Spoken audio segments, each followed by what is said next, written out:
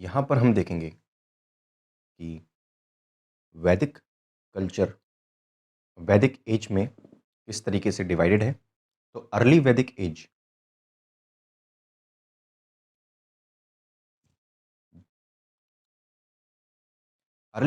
As जो थी tribal culture थी पूरी प्रॉपर तरीके से।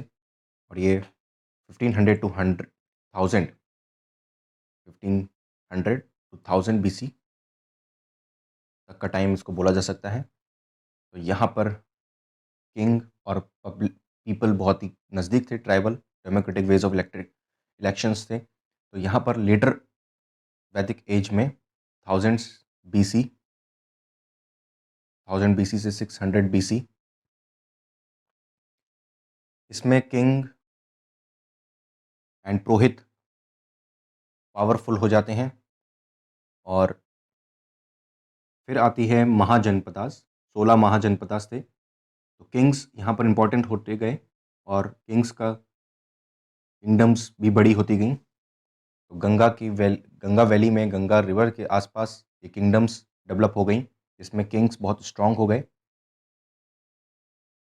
और अब हेरिडिटरी किंग की पोजीशन हो चुकी थी, अब वो इलेक्टेड नहीं थे। तो यहाँ पर बड़ी बड़ी cities, palaces and forts develop हुए और एक दूसरे से वॉर करके किंगडम्स को बड़ा करने की चाहत जो थी वो यहाँ पर डेवलप हो गई। 600 BC से आप यहाँ पर 325 BC इधर रख सकते हैं। महाजनपदास एज में 16 महाजनपदास थी यहाँ पे। तो यहाँ पर use of iron age weapon start हो गया था और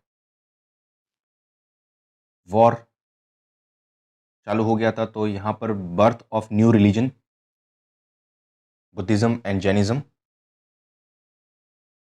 इन रिस्पॉन्स टू हिंदुइज़्म। तो दे सपोर्टेड पीसफुल लिविंग। तो बुद्धिज़्म और जैनिज़्म जो है पीसफुल लिविंग को सपोर्ट करते थे। No war culture, no war, peaceful living. ये एक रिस्पॉन्स के रूप में डेवलप हुआ था हिंदुइज़्म के, कि किलिंग्स जो हैं, सेक्रीफाइसेस जो हैं वो ख़त्म करे जाएं। एंड वॉर कल्चर यहाँ पर कंसोलिडेट हुई। Kings become more powerful than later Vedic period. Kings और पावरफुल हुए, किंगडम्स बहुत बड़ी हुई और एक दूसरे को अटैक करने की, वॉर करने की टेंडेंसीज यहाँ पर डेवलप होती हैं। अगर हम यहाँ पर देखें तो अंग प्रदेश के राजा कर्ण थे। तो यहाँ पर आप महाभारत में इसका जिक्र होता है। तो ये बिहार का एरिया है और यहाँ पर चांपा इसकी कैपिटल। मगध सबसे स्ट्रॉन्ग किंगडम बनेगी आगे जाके। राजगिरा जिसकी कैपिटल थी, बाद में पाटलिपुत्रा। और वज्जी विज्जी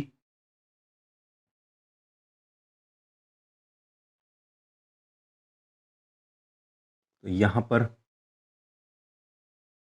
विदेहा विदेही इसकी जो कैपिटल है, वैशाली। और ये रिपब्लिक स्टेट्स थे।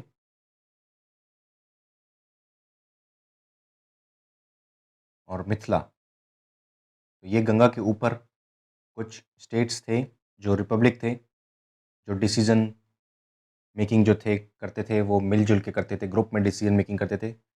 बिहार का ही एरिया है ये।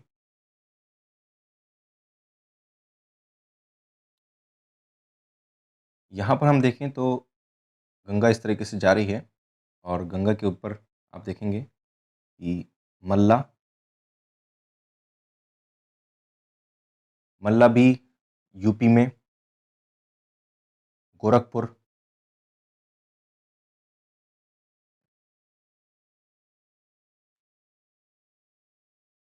एरिया यहाँ पर है।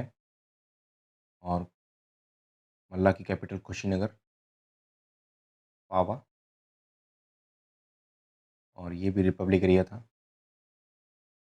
काशी, जो हिंदुइज़्म के लिए बहुत इम्पोर्टेंट जगह थी, काशी। और कैपिटल जो थी इसकी वो वाराणसी। और यहाँ पर कोशला,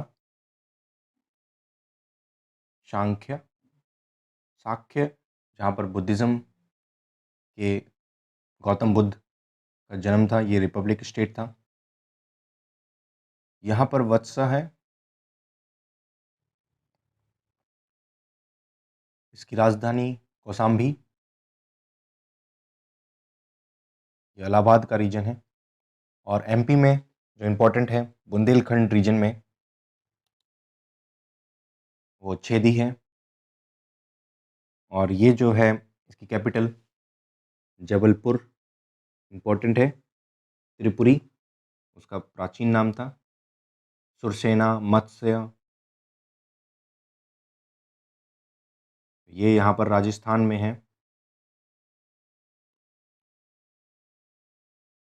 और कुरुवंश, इसकी राजधानी इंद्रप्रस्थ।